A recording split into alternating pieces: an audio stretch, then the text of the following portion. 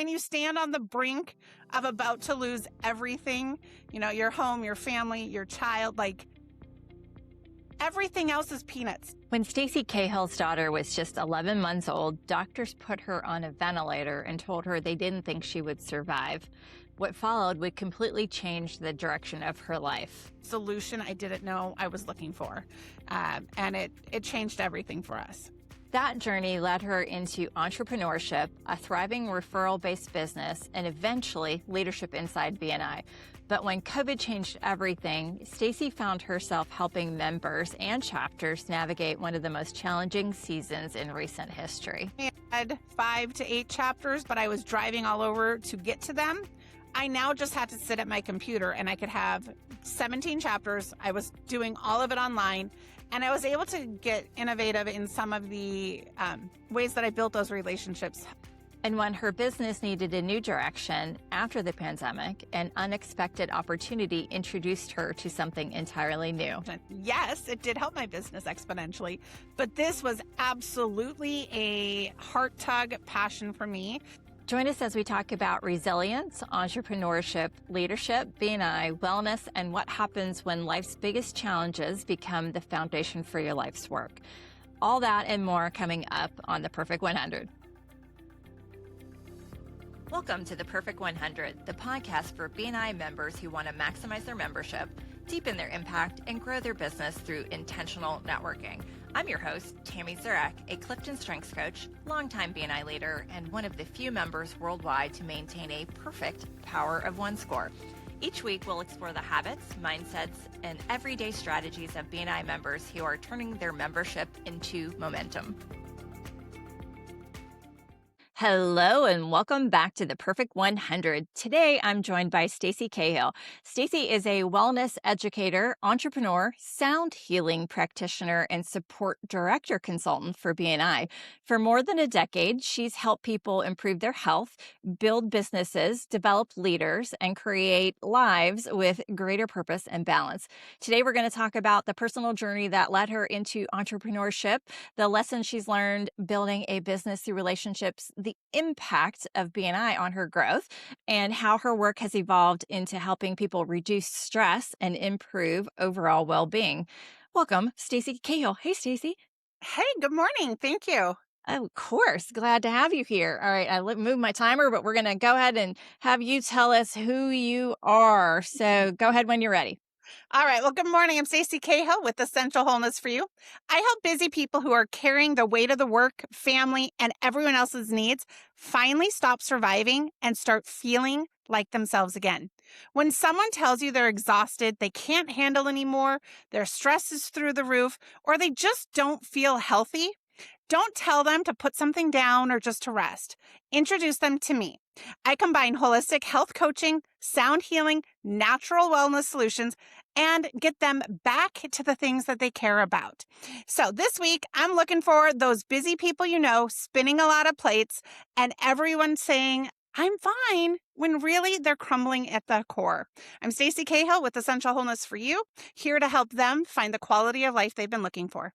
Awesome. Love that. All right. So we're going to talk all things what you do in your work in just a minute, but let's start at the beginning. So let's talk about young Staci. What was young Staci like? Talk to me about growing up, and were your parents working? What were you up to? Oh, yeah. I grew up in an awesome family. I have 3 sisters and mom and dad, and we had a lot of fun, got in a lot of crazy situations, played hard. I would say that I was probably the loudest and pushed boundaries the most of my sisters. But those natural leadership skills were developed early, better or worse. And we are still all very, very close. Gosh, I don't know. My dad passed away when I was 17, and it just solidified, my mom and my sisters, we are rocks. We're together all the time. And even though we don't live close anymore, I don't think a day goes by where we're not talking. So Yeah. So what's the birth order? Are you oldest, youngest, middle? I am the third. Ah, the baby, huh? Well, there's one more below me. So. Okay. The third. Wait, didn't you say there were 3? No, there's 4 of us. I had 3 sorry. sisters, but Okay. there's 4 of us. Okay. brain working now. That's okay. It's okay. I heard three. I don't know why I heard three. Like three total. So I'm with you. We're good now. All right, it's Monday, people. We're recording on a Monday morning. That's right. So what did mom do then? How did with if your dad? I'm sorry to hear your dad. It was gone so Oh, early in your life. But yeah. how did mom hold all that together? A lot of prayer. A lot of prayer. By the time he passed, my two older sisters were already out of the house. So it was just me and my younger sister at home.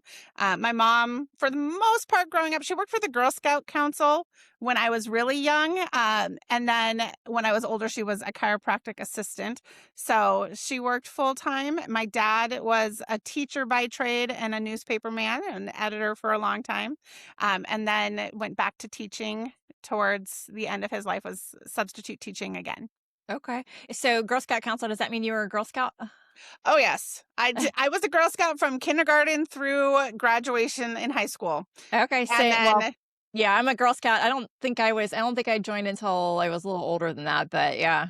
yeah, it's changed a lot. I mean, my daughter was a Girl Scout, I think from second grade up until, well, she just graduated last year. Okay. And we did Girl Scouting, and even last summer after graduation, we were at camp together, both volunteering. Um, at the local Girl Scout camp doing all of that kind of stuff. So Yeah. Well, I think it's interesting, which is why I ask people about their backgrounds are, because there's always a lot of interesting little tidbits in there. And Girl Scouts is one that I don't feel like there's actually one of my former clients I don't know if she's CEO or whatever her title is here locally. But they still do a lot, and I just think it's so interesting. I had to pull out, it was when I was a photographer for full time. She was a client and I pulled out my badge or my stash rather with full of the badges, and, she thought that that was the coolest because they're old. But I think there's some foundation pieces that scouting gives you, that you don't get if you're not, out in the woods with his friends, making yes, Bunsen burners and, things like I don't know if they still do that today, but they do. I mean, some troops do. There's a lot of shifts now where you can do so many different activities. There's a lot of like STEM activities in scouting now. Okay.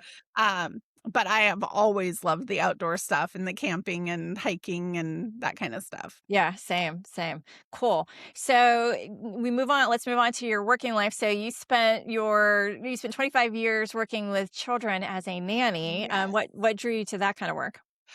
Um, I've thought I wanted to be a teacher, honestly.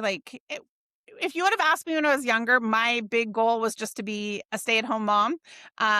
And I also wanted to have an income. So I was going to go to college and be a teacher.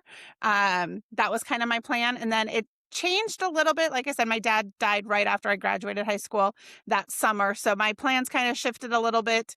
Um, and I got a nanny job to pay for college and was going to community college nannying. And gosh, probably 4 years into nannying, the guy that I was working for, the dad, asked me what I was doing. He's like, "So what are you getting your degree in? What's your plans?" And I was like, "Well, I'm going to be a teacher." And he's like, "You want to be a teacher?" And I was like, "Well, not really. I just want to homeschool my kids. I want to stay home. I want to play with kids. And that, gives me that freedom." He was like, "So let me get this straight. You're creating debt to get a degree that you don't really want when I pay you more now than you'll ever make as a teacher." And it kind of was a light bulb moment in my life where I'm like, when you put it that way. So I did finish my degree. I got my child development accreditation, so that I could be at the top of my game as a nanny. But I did not become a teacher and just stayed working with kids. And it was amazing. Like, I still got to teach. I homeschooled my daughter all the way through her entire education. And she got into college with no problems and a scholarship. So clearly we were on the right track. Yeah. Uh, but it was definitely not the path I thought I would take and exactly where I wanted to be. Yeah, it's funny. I don't know who I was talking to this was talking to somebody the other day about this where you're 17, 18, whatever, however old you are as a senior. I graduated when I was 17, so I said 17, but Me too. 'cause I started early because my birthday's in October. And so, but you have to decide your whole life, it feels like that when you're going off to college, Yes. right? What am I Yes. going to do with the rest of my life? And not many of us recognize, that early what the rest of our life is going to be. There's a Yes. lucky few that I love listening to people's stories and hearing, I listen to a lot of podcasts with actors, and they often are performing at young ages. They may not recognize I'm going to go be an actor in Hollywood, but they've kind of the essence of where we start, the foundation is in childhood for most of us. So, or our parents' influence on us tends to Yes. kind of color that. So it's always interesting to me. And you end up you're still teaching, and we'll get into that. You're doing those things just in a different way, right? It's just not Yeah. sitting in a traditional, elementary school or whatever. The teaching it just comes in different forms. So you mentioned your daughter. So your daughter was born. Take us back to that season. What was your family experiencing? I know your story, but let's tell everybody else. Yeah. So at that time, I had been married for, gosh, 6 years. We were struggling with fertility, and it took us about 5 years. Finally got pregnant. Huge, unexpected blessing. And it was like the happiest time of my life. And then it quickly became a season of hardship. When my daughter was born, about 3 months old, my husband left. He decided that he was not necessarily cut out for the life we had planned. And I became a single mom. And then shortly after that, when my daughter was about 9 months old, she started showing signs of severe asthma. She was hospitalized the first time when she was 11 months old and put on a ventilator. And I was told they didn't think she would survive. After a week in the hospital on that vent, she did. She is survived and thrived. She was hospitalized about 18 more times in the next 24 months. I kind of lost track of the count, Wow. but it was a very severe chronic time. So as I'm going through a divorce, I'm also dealing with a chronically ill child who is in and out of the hospital, and trying to just navigate all of that the best that I could. So it was a big shift to expectations. And yet it was also a time that really anchored in like a very deep knowing of who I am, brought me closer in my faith and like support systems around me. And really, in so many ways, like I would never wish that on my worst enemy. It was heartbreaking and horrible. And yet it has made everything else in life the last 20 years so much easier, because when you stand on the brink of about to lose everything, your home, your family, your child, like everything else is peanuts. Nothing Right. else matters. And so I've been able to move forward with that perspective. It doesn't matter how hard something is. It doesn't matter what the obstacle ahead of you is. Putting it all into perspective and knowing like really what is important. And that kind of shifted my professional life, my personal life, where I'm going, just always being able to come back to like, what's the most important thing right now?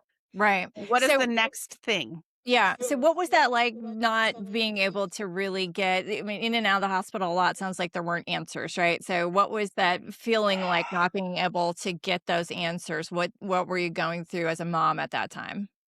It was the most hopeless feeling I've ever had. Um, I mean, obviously, as a mom, you want to do everything for your kids. Like, I wanted to protect her. I am fiercely independent. I wanted her to be fiercely independent, and yet she couldn't be with like out of arm's reach of me. Like, our life was so dependent on being near a phone because we were calling the ambulance so quickly. Like, there was one time we were at the doctor for a well child checkup, which did not happen often in her case when she was young. And we were so excited because she was healthy and we were going to be able to do whatever procedure, whatever something normal that we needed to do was. Right. And the nurse left the room to get it prepared. And by the time she came back in, my daughter was blue and we were calling the ambulance. Oh my goodness. It just changed so much. So I think that the hopelessness, the fear, and the desperation, I think, is really what stuck to me. Like, I was desperate for answers. And like you said, the doctors couldn't figure out. Like, we were working with an amazing medical team at Seattle Children's, one of the top pulmonologists for kids in the country. And they just couldn't figure out like what was triggering this crazy asthma, because she would have a flare up and she would crash and she would get so sick. We would be in the ICU, but then she would bounce back like in record time too. And they couldn't figure it out. And it ended up being a crazy, like it set the stage for the rest of our life. So it's, as somebody who I have sports-induced asthma, or allergy-induced asthma, and I manage it through just taking lots of allergy pills all the time. My whole life I have animals. I'm not going to sacrifice having animals, unfortunately. Even though I'm allergic, I'm going to still have them, so I just take pills. But I find that also that people trying to find solutions to things in their lives ends up often to take the next step into their journey, right? And that's what Yeah. happened for you. So talk to me about solving a problem. That's a big problem. How did somebody introduced you to essential oils, and so tell us a little bit about that.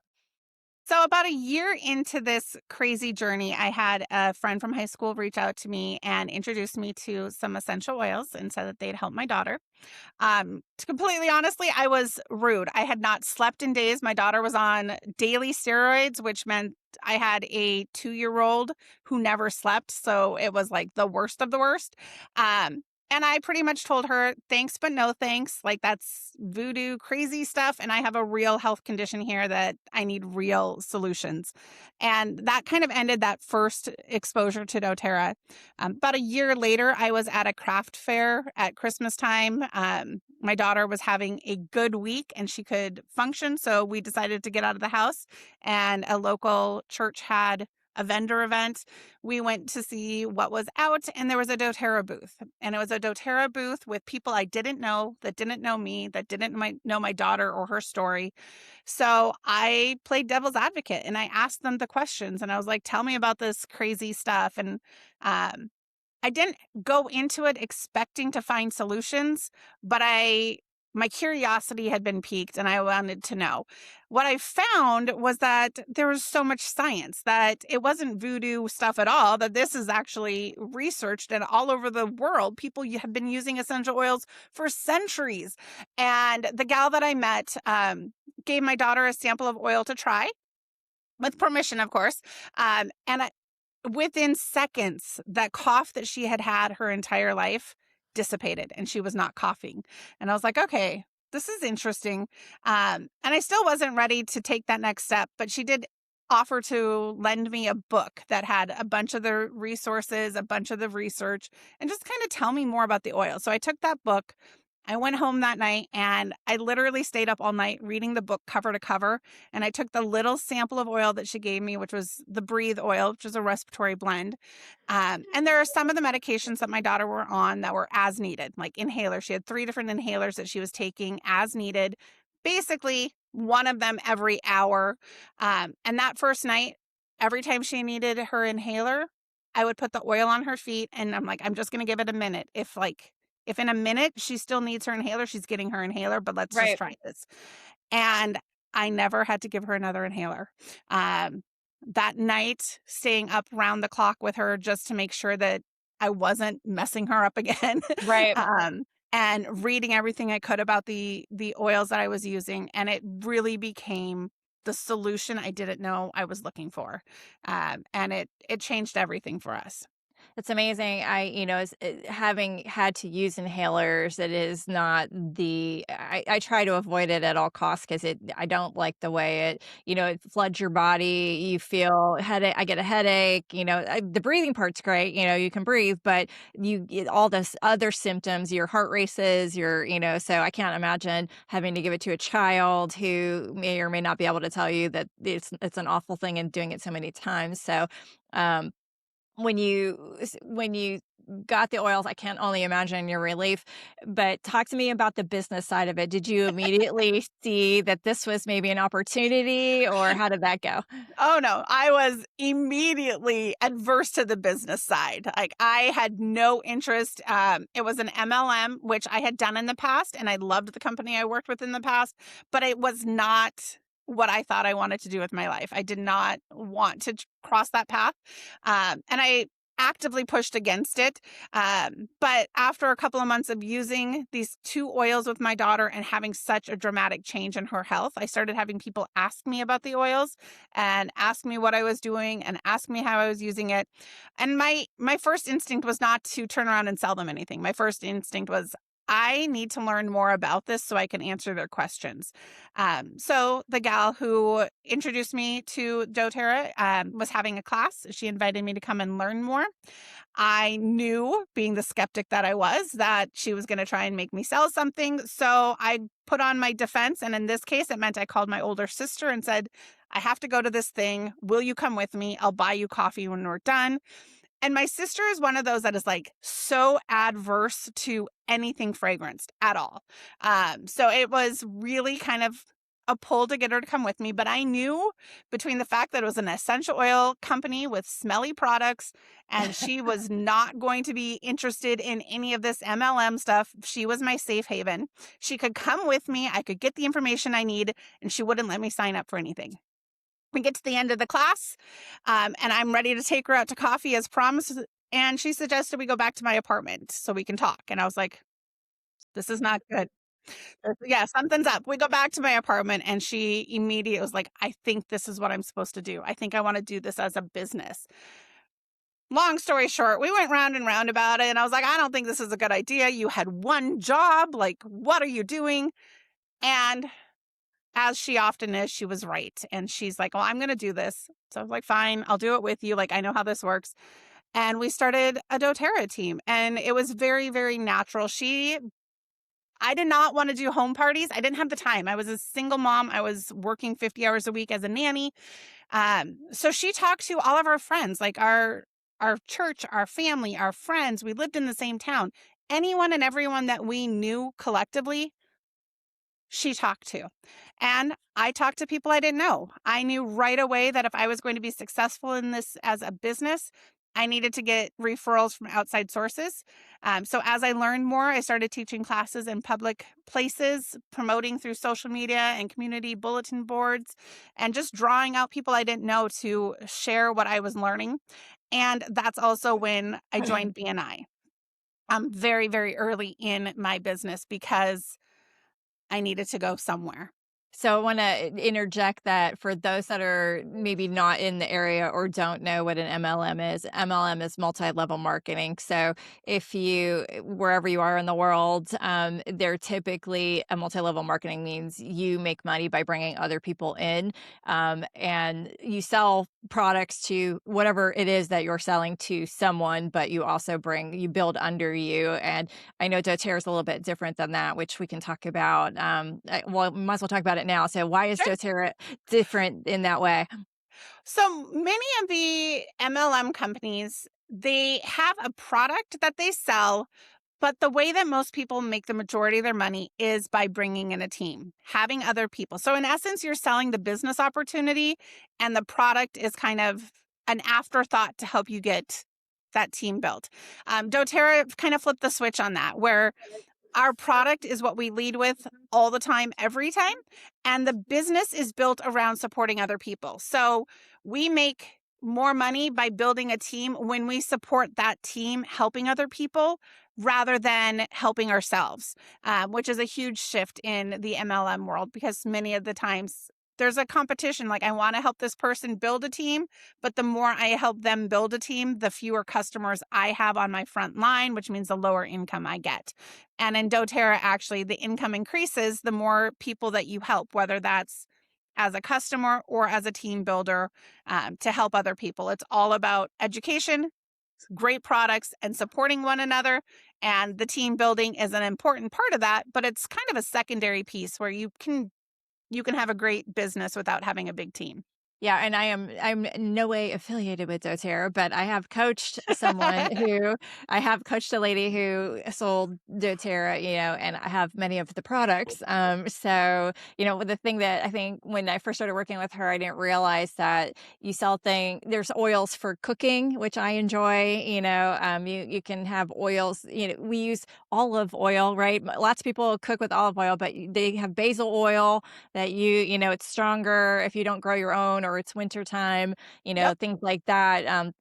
I also have allergies, as I've mentioned. So there's lots of stuff there. And they have stuff for, I'm a germaphobe. They have stuff for that. So I understand the pathways, of why it's good for you, and it's natural and they source, some of the oils you buy in certain places are not at the quality level. I'll just say that you can get from, doTERRA itself. So join the Art Academy in Memphis. Master the skills needed to create stunning, realistic oil paintings. With expert instruction, you'll refine your craft. Enroll today at artacademyofmemphis.com. So you mentioned BNI or getting into networking, you knew you were going to do it a different way. So when you saw BNI, why did you think this is where the right place to invest? Um, I had a background with BNI prior to this. When I was doing that first MLM, I did try BNI and I was in it for a couple of years, but this was years later. So when I started with doTERRA, I knew already about BNI. I knew how it worked. And I knew that if I was going to build any sort of business working the schedule that I was working, I needed outside help with those referrals. So I went to the local chapter. And it was kind of interesting. Like I went to that chapter knowing what BNI was, knowing what my goal was with my business, and knowing I was going to apply to be a member. And oddly, that chapter, which I love, I was in that chapter for years, but the first people that I met kind of did everything wrong, quite honestly. They're like, oh, you're a single mom. What are you going to do? This may not work for you. We have a really strict attendance policy. I'm like, yeah, I know. I've got that worked out. Oh, you're in an MLM. Like you can't talk about selling, with a team in BNI. And I'm like, I know, I'm okay with that. Like they were being helpful, just setting that expectation of what BNI is and is not, and tried to talk me out of it thinking that it wouldn't work. Luckily, I knew what it was. I knew what I wanted. I was like, no, I'm committed. I know what I need and what I can and can't do. Here's my application. And I was quickly approved and became part of that chapter back in 2012. So it's been a hot minute. Yes, yes, it has. And so, the thing I think is interesting, just to backtrack a minute, and because you mentioned it, and I wanted to say something about it. Your sister took one track, you took another, and it kind of plays for when I give people CliftonStrengths assessments.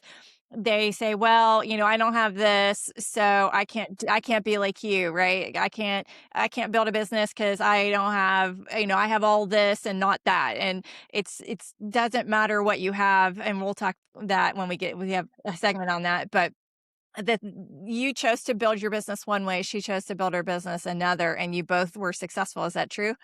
It is. In fact, in doTERRA, like the first leadership rank, like where you're considered a leader, is called silver. And we hit that rank the exact same month, doing our businesses completely differently. We worked together on some events, but really how we found customers, how we supported customers was very different. And yet we were both very successful with building our team. Yeah, so I think it's an important point to say that no matter who you are, or what you're trying to accomplish, is we can all get it done. We just do it differently, right? Is figuring out what our abilities are or who we are really, for me is you're the brand. So what you bring to the table and who you attract are the things that attract people to you. So it's an amazing thing to think about is when you see, I've often worked in sales organizations where, there's always somebody at the top because in sales they rank you. That's just the way it goes. Yeah. And my method has always been come in, learn it, figure out who's doing it the best, ask them to mentor me, and then take it and make it my own because I am not that person, but I know I can there are processes and things that they're doing that are working, and when you figure out how to unlock that, and maybe that's a strategy, my number one is strategy, to be able to see what is their strategy and how can I make that work for me. That's the thing that's important, right? Yes, absolutely. Awesome. So, what do you think you've been in being I'm sorry, doTERRA for 14 years. What do you think people misunderstand about network marketing? I think that the biggest misconception is what we kind of already alluded to, that I'm only interested in somebody if they want to build a team, which Right. is absolutely not true. I would say the majority of the people that I work with have no interest in sharing the products in any way. They never want to build a team. They just want to feel better. They want to support their family. Um, and so there's always that first obstacle of like, no, I'm here to support you and your health. And if you want to create some financial freedom along the way or some time freedom, let me tell you about the business opportunity. But that's not my first go-to ever. Yeah. And so talk to me about leadership because you still, even if you're not, there are other people in your business. So talk to me about how you develop your leadership through that process. So it's kind of a multi-level thing, no pun intended, where there is support from doTERRA. They have great resources and training for anybody who wants to build a business. And I myself love that leadership part of what I do in doTERRA, being able to partner with another person. And it's not cookie cutter. It's not like, well, this is the only way to do it. My one of my upline mentors, explains it like you're baking a cake where, doTERRA says, here's the recipe of the cake. Here's the ingredients. We have these products. We have these things. Mix them together, bake them this long, and you're going to have a cake. And that's standard. No matter who you are, when you come into it, that's what we're going to do. But how we frost the cake, what flavors we put on it, that's where each individual gets to really pick how they want to do it. Like my sister and I did it totally different. And there's other people who only build online or people who only build face to face. And my passion is as a leader helping people discover what is it that they want out of a business opportunity, how much time do they want to put into it, what kind of results do they want, helping them to create realistic expectations and then do it in their own way so that it's a business that they can be proud of and they love the way they're doing it. And developing that type of leadership and that type of relationship with my leaders really helps to set that stage. Well, and it's interesting parallels to, as it often is here, to BNI in itself is, when you join a chapter, there are, the ingredients to bake the cake are there. When you do this, do this, do this, and you'll be successful. But what you do with it is up to you, right? Is how Right. deeply you go into it is entirely up to you, and how you maximize it is largely up to you. Yep. Or don't maximize it as the case may be. Yes. Yes. So for somebody who wants to build a referral-based business, what's one thing they should stop doing? I would say if you want to build a referral based business, you need to stop putting your sale first and start putting your listening first. Referrals don't come when you're just talking at people, they come when you hear what people have to say. Love that. Yeah, my line is always, put yourself in the other shoes, right? It's not about you. It's never about you. It's always about the other Yes. person. So if you lead with what's in it for them, is really what do they need and what do they want and what are their challenges that you're going to help them overcome. So that's a great thing. How about one thing they should start doing? Making connections, getting outside their comfort zone. Awesome. So, Yes. oh, go ahead. Did you have more? I would say just like I've built a really successful doTERRA team. And as we'll get into a little bit more, I've done a lot with BNI for a long time. And I am a huge introvert. Networking is not natural. I don't like it. I don't like small talk. Yet, stepping outside my comfort zone, learning how to do it in a way that does honor my strengths is really the key to getting where I want to go. Yeah, well, and so BNI is our next track here. So you joined 14 years ago, is that right? Yeah. Like Okay. what? Yes, 14 years. Yeah. So what's happened in your business? What happened to your business when you first joined? So when I first joined, like anything, there was a slow start to my referrals, in part because back then essential oils weren't as trendy as they are now. People didn't know what they were, and it was multi-level marketing in this very business-centric organization. And so there was some myths that I had to like let people know, like, no, I'm not doing all of this. It's not a pyramid. No, it's not all of these other things. Right. So it was a lot of education. It was a lot of like just helping people understand what it was not, and how I could help. And then from there, it quickly became um, a landslide. Like my business was at least 75% revenue from BNI and from referrals. And that just has continued for many, many years now. Love that. Well, and you said, when you said it's not as trendy as it is today, that made me think of your location. You're in, is it Snohomish, Washington? Yeah, I'm in the Snohomish, Monroe area of Washington. So that's north of Seattle for anybody who doesn't know. So very holistic, healthy, crunchy, natural vibe in our culture. But even then, people didn't really know what the essential oils were. Yes, yes, because and, I'm in Middle America, where the Mid-South, where things are a little less crunchy. So I thought that was worth mentioning. So when we talked, you said that you'd sort of, at some point in your BNI career, hit a plateau. What were you wrestling with? Yeah, so about 6 years into BNI, I think, yeah, it was about 6 years in. The area that I live was a small town, small, like 10,000 people or less, I think. I mean, it was not a huge area. Maybe it was more than that. Now I'm going to get stuck in the numbers. But I'd been in the same BNI chapter for 6 years. I had already, like, everybody in the chapter was a customer or had already tried the oils. They'd already introduced me to all of their friends and family. Like I said, I built my business teaching classes in public places. My sister in the same small town was building her team with the people we knew.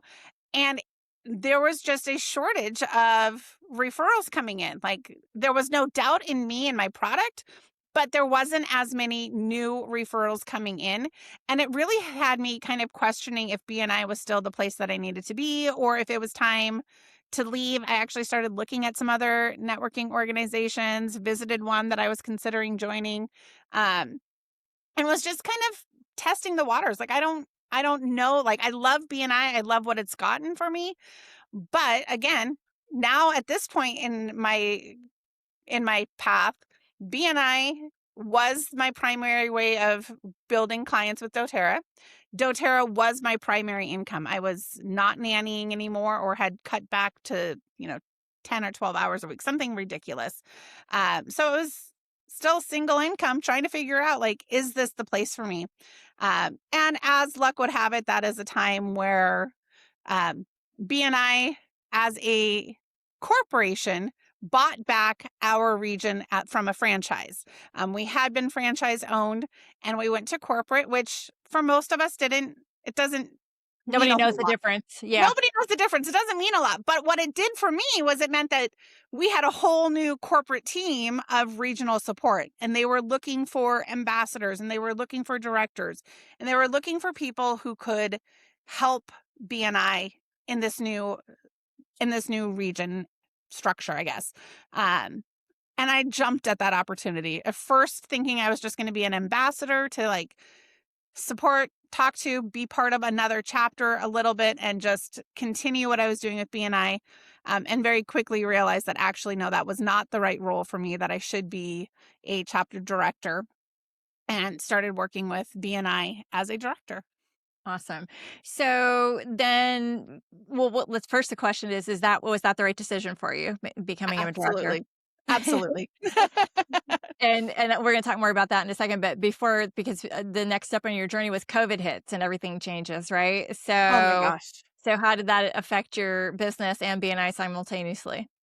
Oh, it was so fortuitous in that I started working for BNI in 2018. And at the time, my business was at the top. Like between 2018 and 2020 were the highest producing income years for my doTERRA business. So stepping in as a BNI director was part because I wanted to keep those referrals going and I wanted to keep that high success going, and part because I was able to step away from my other career path and focus on my business full time. And in doing that, I had time to give back. And I knew that there were other small businesses. I knew there were other BNI chapters where they needed to see that it worked, because if I, with my little MLM, as a single mom, homeschooling, like all of these things that don't necessarily fit into the BNI mold, was making BNI a priority and successful, I knew that that was something that could inspire other people and help others. So I wanted to give back to BNI chapters. And then COVID hit. And let's be honest, I'm in the health industry. So the first couple of months of that, business was booming. Everybody wanted support. They wanted help. But like I mentioned, I built my business doing in-person classes all around the community. And when that got shut down, that totally killed that part of my business. And I live in Washington State, which was amongst one of the states that had the longest shutdowns. So it was really a challenge to keep my business going. So as my doTERRA business was going from the highest point it was to plummeting, my loyal customers continued ordering. They kept my business afloat, but I was not having any growth. And in any business, you know that there's that constant need for new business to keep your margins high. And I was missing that new business. At the same time, BNI totally flipped from being everything was always in person to they needed to switch all of their chapters online. And I was uniquely positioned in that I had been using Zoom for my doTERRA team for already a couple of years. I had people all around the globe on my doTERRA team. So Zoom was a natural fit, which meant I rose to the top in my regional area of being able to help, saying, this is how we do this. This is how, and let me train you and let me help you. And then BNI kept innovating and using these cool technologies to support chapters. So not only did I get to visit more chapters because everybody around the globe was online, but I got to support more people because BNI was doing like national power hour calls. And these were weekly calls where it was like a visitor event to support small businesses across the nation. And I got to be one of the handful of people in BNI that led those calls and worked with all these visitors. And it just totally flopped my business, where before that, BNI was something I did to kind of fill in the gaps when I had extra time. During the COVID years and the years that followed, I was doing way more with my BNI job than my business, and yet continued being able to invest in both of those. Well, doing so much in BNI, so much so that you had 17 chapters under your umbrella of people to be responsible for. So how in the world did that happen? Oh my gosh. It happened little by little. If anybody would have said, hey, do you want 17 chapters? I'd be like, oh, no, no, no, no. And not because I don't love it, but because so much of what we do as a chapter director is build relationships and learn people's stories to help them succeed.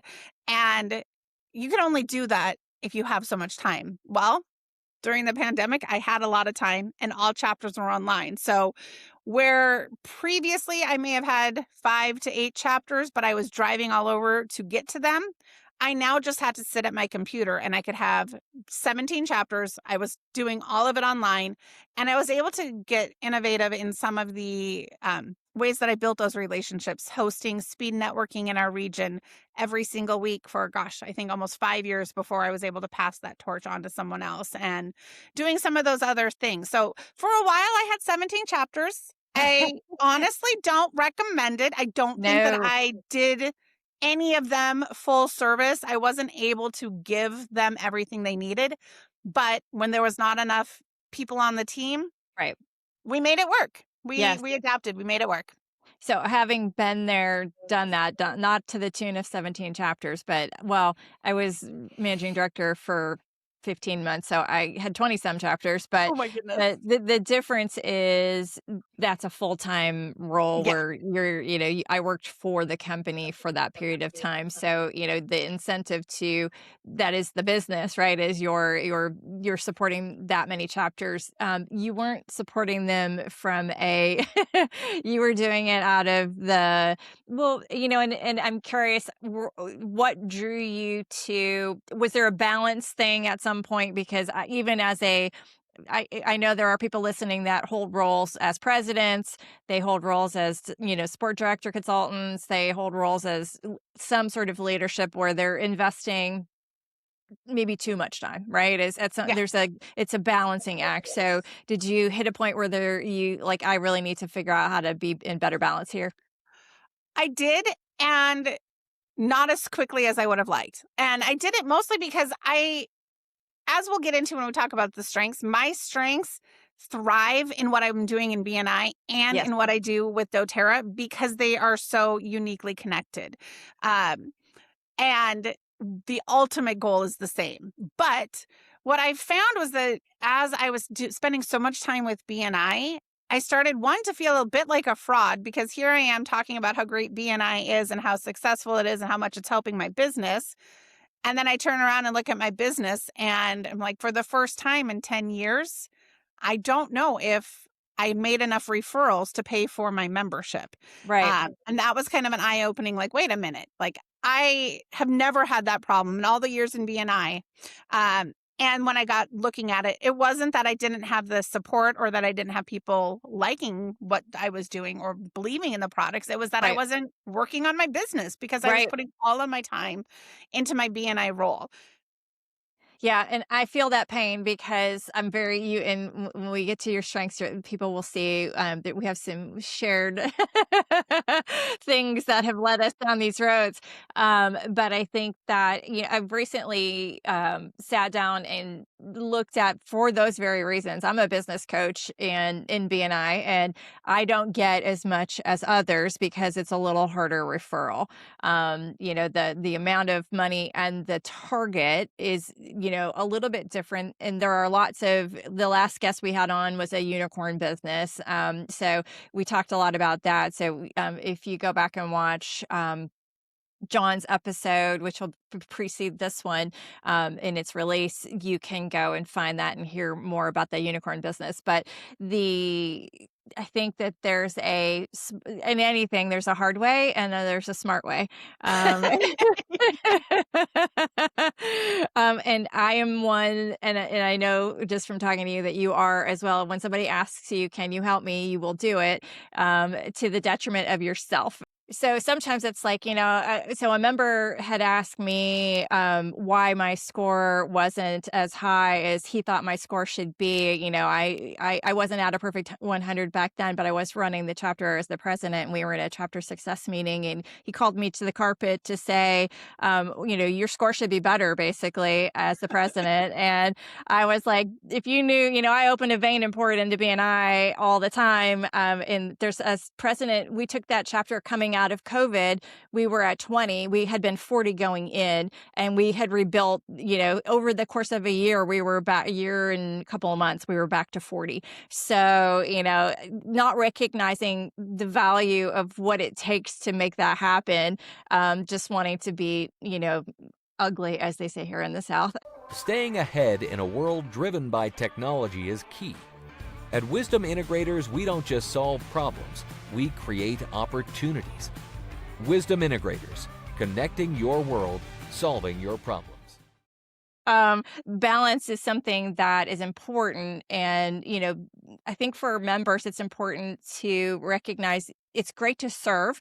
You and I are both chapter support director consultants now. I forget that we changed our titles. And that's a great way to get more visibility and exposure and all the things. But managing it correctly is also, whatever your role, whether you're president, your membership committee, there's maximization ways that you can take your membership and be smart about it. And I've created a thing around that, course to teach people, whether it's BNI or anything else, because not everybody knows how to network. Even though we do all the things in the Right. structure, that doesn't mean we network well. So We can talk more about that some other time. Reach out to me if you want more info. All right, so let's bring it back to the next step in your journey, which is you discover sound healing and you bring that to people. Tell how did that enter your life? Oh gosh. So I was working with a business coach who also was in BNI. And we were talking because, again, like I said, in Washington, our lockdowns lasted really long. And then even after the official lockdowns were lifted, there was such a culture of fear and people did not want to leave their house. And again, I built my business teaching classes in person to strangers. So there was a disconnect when I didn't have the pull of bringing people that I knew, like, hey, come join me. So I went back to hosting classes and attendance was so low. I could not get people to come out of their house. I couldn't get people to come in person. So as a strategic point, with my business coach, we were talking about what else I could do. How do I do this? And in a very short amount of time, I had this like dripped on consistent hinting of check out sound healing. Check out sound healing. And I was like, I don't even like I've been to a couple sound baths, but what does that have to do with me? And then it again kind of just God moment like, hey, you should do this. And here's the certification. And it's on a huge clearance. And you can do this and get people out of the house. So I started training to get certified as a sound healer as a strategic business plan to offer something that people had to come in person to receive. And then I got my sound bowls and started playing them and realized this is not a business decision. Yes, it did help my business exponentially, but this was absolutely a heart tug passion for me. Sound healing became something that was just so natural to who I was and was an expression of everything else I was trying to do. How can I connect with people? How do I help people? How do I reset nervous systems? And it helped me to heal in many areas of being that busy, crazy, overscheduled single mom that was spinning so many plates. And I needed to reset my own nervous system so I could show up authentically, but also from a place of rest without stopping anything. And that's where sound healing entered into the conversation. All right, and for people that have never experienced the sound bath, what actually happens? So a sound bath is typically a setting. There's two ways that we do this. There's either private sound healing sessions or sound baths. In a sound bath, it's usually with other people. It's in a space kind of like a yoga studio. I mean, it can be done anywhere, but that's what most people think of. Um, a spa. Yep. Guests lie down or relax in a comfortable chair or couch, depending on the space.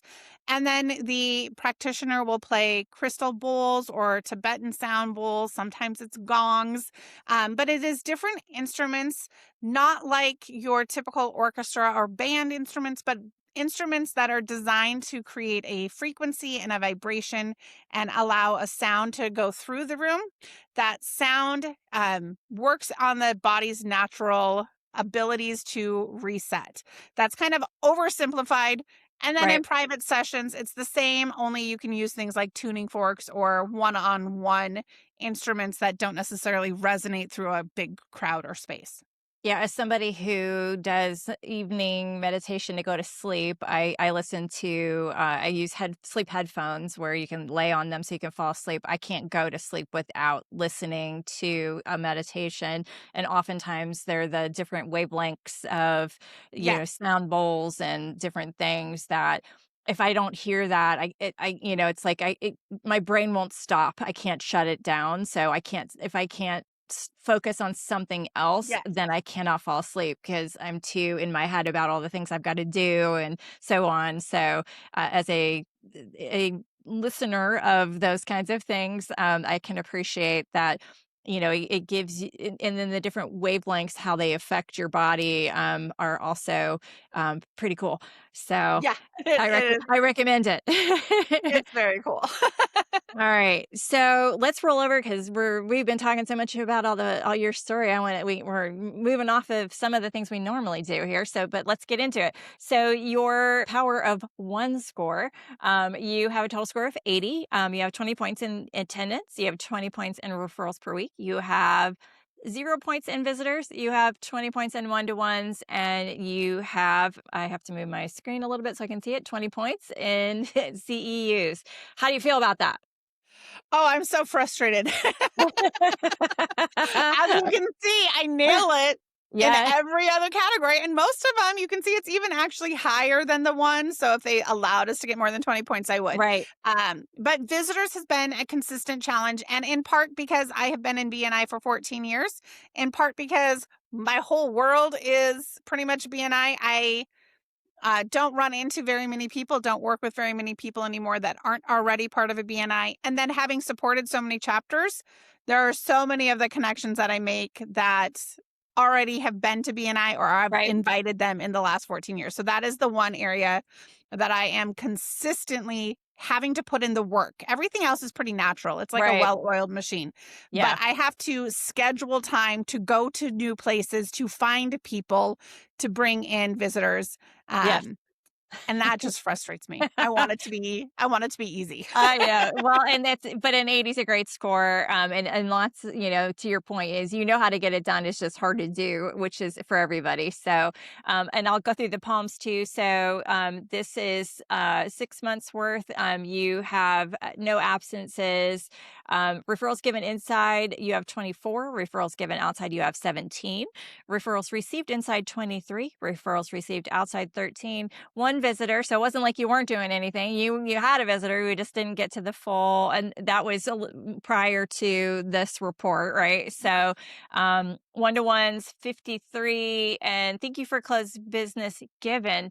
I got to read that number. Maybe you should read that number. Can you see it? I can't even say. I know it's over 2 million, but I Yeah, don't it's know exactly where it is. $2 million, 2,144,551, which, wow, and 33 CEUs. So looks like back in October, it was a $2 million. Was that, tell me about that. Was that one referral somebody got? Well, as you know, when you know how to do BNI, one referral can trickle to many. And it just so happened that I had a couple of really great months where some friends were moving and buying houses. And so it was the whole trades team, it was movers, it was buying house, it was insurance. I mean, it was several things that led to a really great couple of months. Yeah, awesome. And that's a chapter making number, because your chapter's not huge. So if you got $2 million out of that opportunity, I'm sure your chapter was very happy. So as a support director consultant, you get to see behind the scenes quite a lot. What activities do you think actually create results? I think the one-to-ones are hands down probably the best thing. And that is with a caveat in that if you are meeting someone for coffee and just chatting, you're not going to see the results. You might be able to mark that box that you had a one-to-one, but you're missing the point of the value of the one-to-one, which means you miss the results of the one-to-ones. So to clarify, like, one-to-ones are the magic sauce if you are strategic on how you do those one-to-ones and you build those relationships, ask those questions, but also use the tools to really catapult your business and your fellow members' businesses forward with more intention. Yeah, that strategy is because you said it, using having a strategic one-to-one, that matters, and it also matters with whom and when, right? That Yes. there's strategy all over the place there that needs to be exercised. And for somebody who's frustrated right now, potentially with their BNI results, you were at that point at some point. Where would you tell them to focus first? I would focus on the things that you can control. So, CEUs, this is probably one of the areas that if you want to elevate your score, you can do that. You don't need anybody else. You don't need somebody else to do the referral. You don't need somebody else to make time in their schedule or to show up at a meeting. You can continue to educate yourself and learn how to get more out of what you're doing in BNI just by doing those CEUs. And then the other piece that I hear all the time as a director that it's just too hard to do one-to-ones. I don't have the time for it.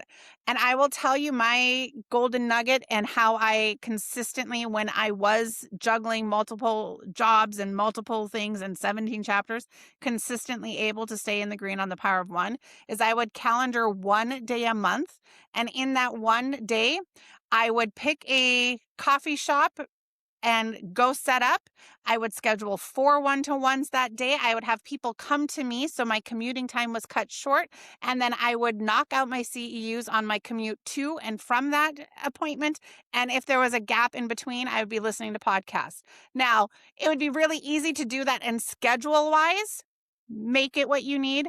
But to make it actually effective, I had to take really good notes. So at the end of the day, after all of those CEUs and all of those one-to-ones, I actually had action steps of what I was going to do to follow through over the next few weeks, and how I was going to put that stuff that I learned and the things that the other members told me to work on it. So you can't just show up and make it happen in one day and expect the results, because your brain will turn to mush. You'll forget half the things you were told. Right. But take good notes, schedule time to act on it. But that really cut down a lot of commute time for me and a lot of scheduling back and forth, because it was just geographically different areas to meet with different people. Well, and that's so much good information there. And I'll add another layer that I've recently started doing because it's been helpful for me in other areas is on Zoom. If you do when you just in general, when you meet people on Zoom, if you have a subscription to it, they have a notes section. So it will take notes for you. That notes taking thing will take notes on everything that you do online on your computer, or you can record your conversations with the permission of the person that you're talking to, and you can dump that into AI, have it give you back a little summary of here's what, the key points were, and these were the actions on both sides. And that is my Achilles heel is if I don't do it in the moment, I will forget what was said or try to find my notes. What did I write down? Where did I write it? Where I can now email that to the person and we both have it. So you said you were going to do this. I said I was going to do that. I can put it right into my CRM. And now I have records of all the things I need so I can be more efficient. So if you're not doing that, I highly recommend it, with permission, of course. All right, I want to show the next screen, Leslie. So this just popped up recently in the Power of One reporting, at least that I get. So if you're not in a core region, you may not be seeing this, but if you're watching us on YouTube, you can see it. And if you're not watching us on YouTube, go to YouTube, watch us there, and you'll see it. And subscribe while you're there. All right. So it does have how the points work. So you get an idea. And Stacey mentioned that she actually has more points in certain areas, but you top out at 100 because we need to, at some point, have a way to compare against each other, right? We need a standardized system. But the good news is you, even though you only get 100, those points in certain areas continue. So if you have extra referrals or you have extra visitors, it's a 6-month report. So you get it's going to roll that over the 6 months average is going to level off, where you can count those extra ones in there, if that makes any sense the way I said it. But this guide is there for you. So if you're curious how that all works, it's right there. All right. And now let's go into your CliftonStrengths. So you have number 1. I'm going to show. So Stacey's done the full 34, which I'll show in a second. But typically I show the top 5 first. So your number 1 is Activator. You can make things happen by turning thoughts into action. You want to do things now rather than simply talk about them. Your number 2 is Relator. You enjoy close relationships. You find deep satisfaction in working hard with friends to achieve a goal. Your number 3 is Significance. You want to make a big impact. You are independent and prioritize what will increase your influence on others or your organization. Your number 4 is Focus. You can take a direction, follow through, and make the corrections necessary to stay on track. You prioritize and then act. And number 5 is Arranger. You are both organized and flexible. You enjoy figuring out how to align people and resources to get the best results. So I think that people may have heard these things through the conversation we've had so far. And I know you have a unique relationship to CliftonStrengths. So tell us about that. So I love this CliftonStrengths. I've been using it for a very, very long time. It is something that I've stumbled across because the people I was nannying for did it in their corporate world, and started using it. Then doTERRA adopted it and started using it. And then I got connected with a gentleman who has taken the CliftonStrengths and created his own interpretation of using the assessment, using the same things Clifton did. It's the same book, the same strengths, but just a different way to use it in training. Loved that. And he was coming to my area to do an event. So I brought my daughter. My daughter was 16 at the time, and she heard things come from that presentation like how rare it is that anybody will ever have the same strengths in the same order, and how if somebody isn't stepping into their strengths and using the strengths to do what they were called to do on this world, nobody else would be able to fill that gap because nobody else has the strengths. And it spoke to her little teenage heart, and to her was a solution that could help her and many friends with anxiety and with depression and not knowing where they were in the world, to the point where she became the youngest certified coach through his program to be able to build a business and work with other teenagers, helping them to understand why their strengths help them to be unique and they're not something they should try to turn away from or walk away from, because it is such a tool. I love that. And let's go ahead and show you've got the full report that so I put that up on the screen. I've often talked about on here that if only people knew what their gifts were, so to speak, I like to call them their superpowers as a younger person, how much better they would be able to build their lives, because they would be able to kind of gain more confidence in standing tall in what they were given, and then apply those things. And once they learned how, to maybe better success earlier on than some Yeah. of us, we struggle until we're, much older. But I wanted to read the rest of yours. So your number 6 is, well, I'm going to read your top 10. Your number 6 is maximizer. Your number 7 is achiever. Your number 8 is individualization. Your number 9 is intellection. And your number 10 is command. I did a comparison. I don't know if I can find it. 6 of your top 10 are in my also top 10, and we share 3 of our top 5. So, even though no two people typically have the same set of things, we have a lot of very similar things and interesting, career paths where we've found BNI, found it useful, and then dove in headfirst and, opened Yep. the veins, and so to speak. So, I think it's, I look at your story and I see patterns. You didn't just research things, you acted. You feel naturally compelled, or do you feel naturally compelled to move once you see a path forward? Oh, absolutely. I can't not. Yeah. It's Yeah. not even being compelled. I can't not move Right. forward. Yes.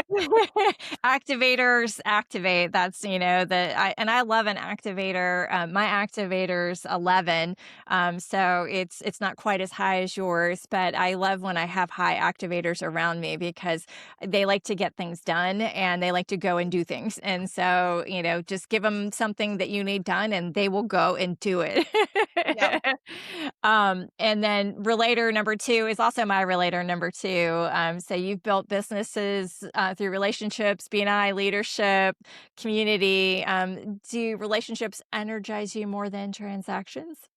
Yes, absolutely. But the right types of relationships. Yes. That's Yes. the key for me. And Yeah. I mentioned earlier that I'm an introvert. I don't like networking. And I get asked that all the time. In fact, in BNI, it was for years the like something nobody knows about you piece of my bio is that I don't like networking.